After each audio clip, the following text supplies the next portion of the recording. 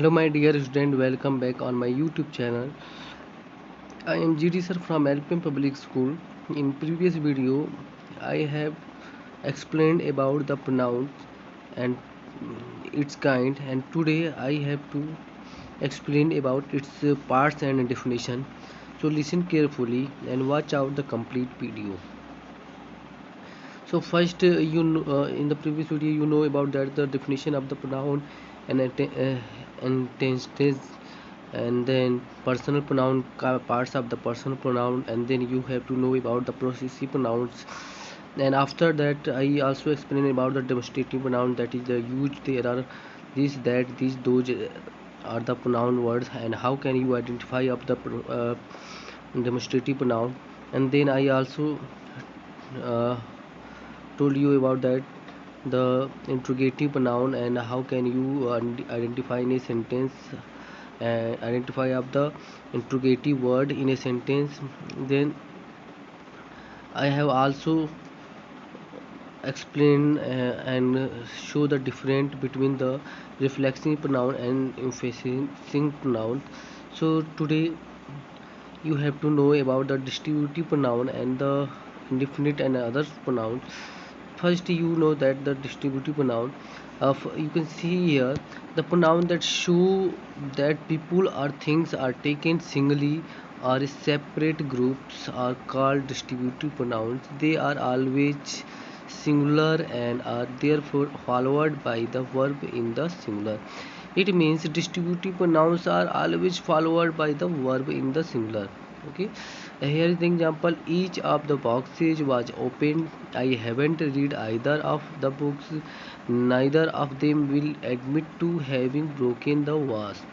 So in each of the sentences, that the highlighted pronouns indicates people or things individually rather than as a group. Okay, so if the sentence expresses the group of men, group of people and things, so some of the word that used in a group, that will be separate the group, and these type of the word will be distributive noun. Like each word is, here is the each word that is the separate from the boxes, and it indicate to everyone, every boxes that has the open. And so the each word will be the distributive pronoun. And you have to see in here, I haven't read either of the books. There are the hope of the books, many of the books there, but either of the books haven't read. So either word will be the distributive pronoun, and it is used for the singly words in a group. Okay, so I hope you all understand. Now next is indefinite pronoun. Like a pronoun that do not refer to any person in a particular are called indefinite pronouns. It means here is the some other indefinite pronouns, that is the several, all, both, anyone, everyone, someone, and everybody, nobody, etc. are the many words. And you have to see that these type of the word that not used for the particularly, it is the use for the everyone. Like one must preserve one's tradition. Many had proposed the idea, but few voted in its favor later. So in the above sentences, the highlighted word one, many, few pronouns refer to the nouns that are the understood or implied rather than started in a particular. Okay, so these type of the word will be indefinite pronoun. And remember, when using the pronouns one, you must be consistent. We cannot say one tries to help his parents. Okay, so this is the indefinite pronoun. And you know that the indefinite pronoun always used for the everyone, it is not used for the particular. And Such type of the pronouns you have to seen in a sentence, and like several, all, both, anyone, everyone, someone, everybody, somebody, nobody, etc. are the word used in a sentence, and that this type of the word not used for the particularly. Okay, so next is reciprocal pronouns. Okay, pronoun that denotes mutual action are called reciprocal pronoun. Mutual action. Okay, for example, the two sisters always try to help one another, and they waved goodbye to each other as they parted. It means there are two persons that is the work as uh, together, and so the highlighted word like one another and each another indicates that two or more people carry out an action and receive its effect at the same time, and such type of the word will be reciprocal pronoun. Okay, so there are many words used in the reciprocal pronoun, and you have to search out many some of the reciprocal pronoun and note down in your notebook. So next is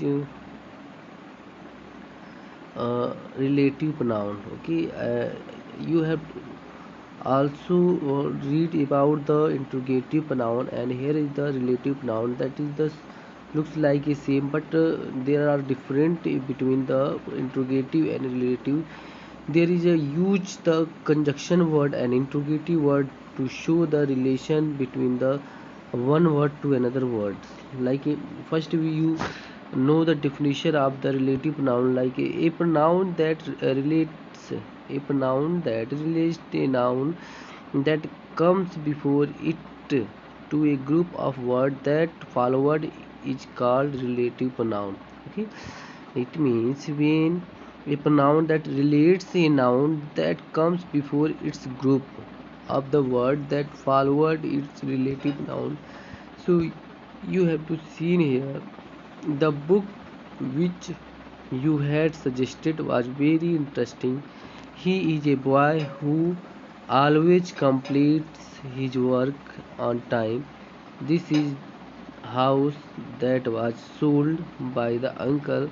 So in each of the sentences, the highlighted pronoun relative a noun, book, boy, and house.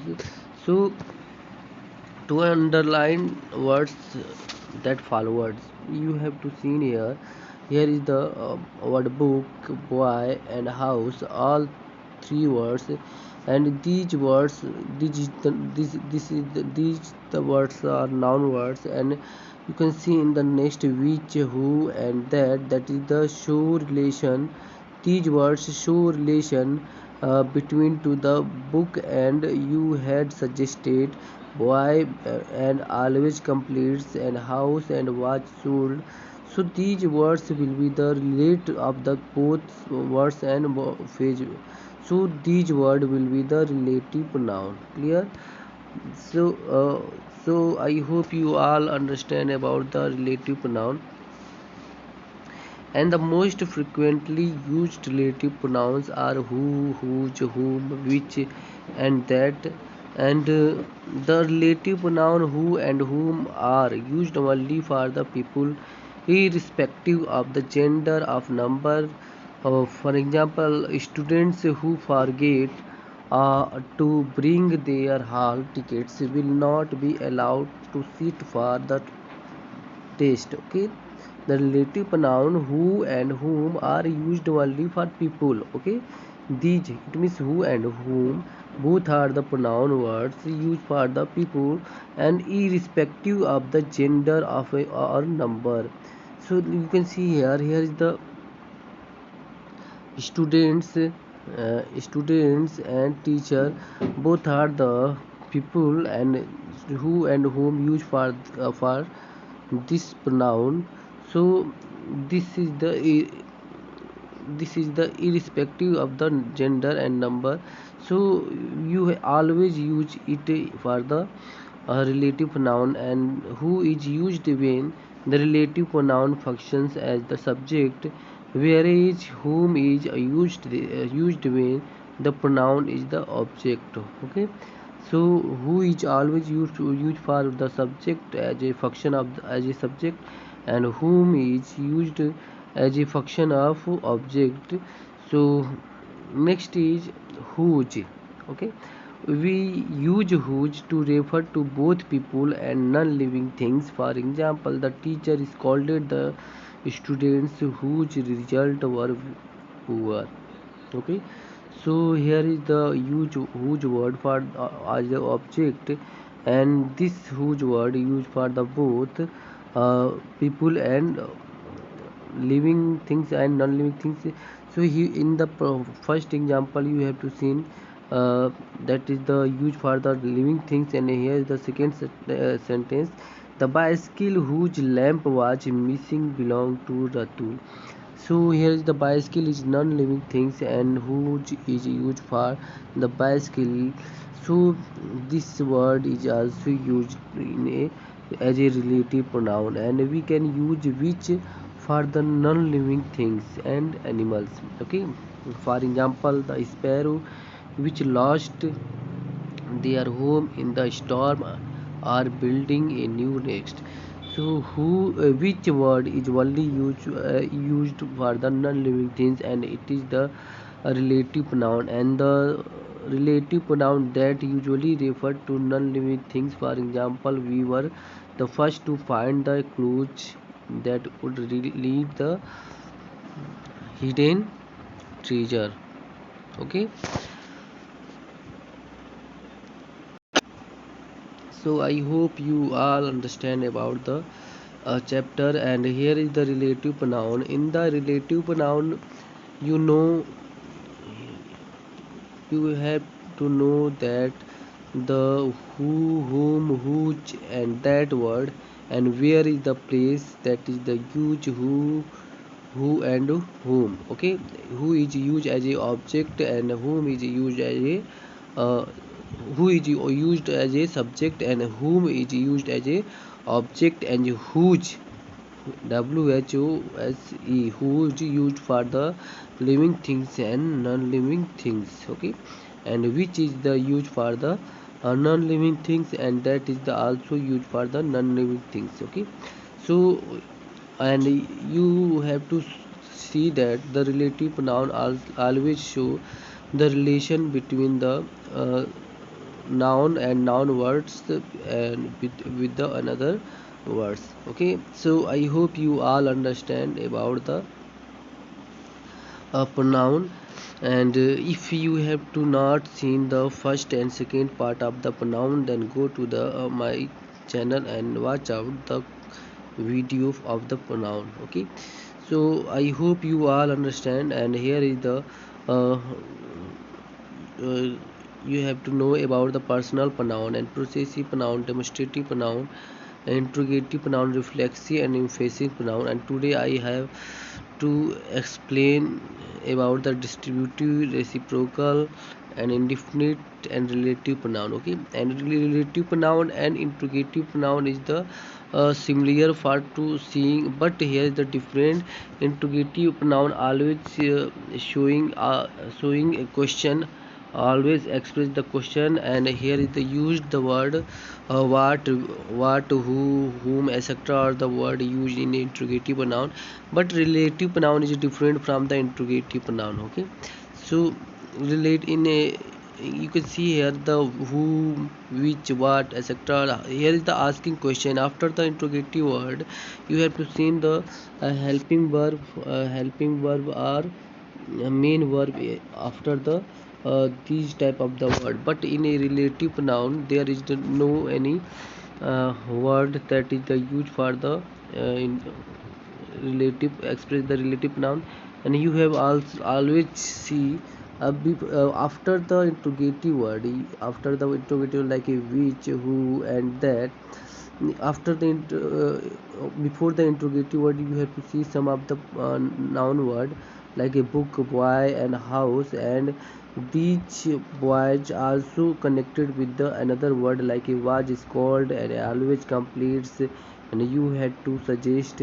So relative pronoun should always be placed close to its intense. Okay, and we say the boy who, he is always closed with the sentence, and it's like the boy who. Okay, and the house that. Clear? So it is the clear to identify of the interrogative pronoun and relative pronoun. So I hope you, and you also know about the reciprocal pronoun, and find out the difference between the distributive pronoun and indefinite pronoun. Clear? So in the next video I will take the book exercise of the chapter. So thank you for the watching video, and best of luck.